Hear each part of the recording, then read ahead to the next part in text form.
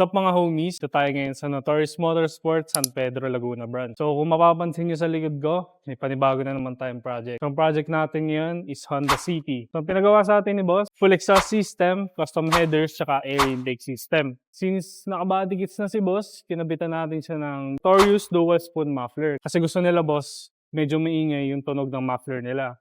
Kaya ito kinabit natin, dalawang spoon muffler. Tapos kung mapapansin nyo dito, 2 inches pipings, tapos ito yung pinaka-wide pipe niya. Pero for stainless, syempre, ginamit natin dito para matibay na matibay talaga siya.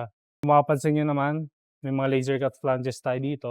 Kung may need tayo baklasin, madali na lang natin siya mababaklas. Tapos dito naman, nagkabit tayo ng custom resonator. So hindi tayo tatanggal yan kasi pag tinanggal natin to, iingay lang yung sasakyan pero wala siyang hatak. Tapos dito naman, kung makikita nyo, nagtanggal na rin tayo ng catalytic converter niya. So, nagpakabit din si sir ng custom headers. So, yan mga homies. Pakinggan natin ang magiging tunog na ito.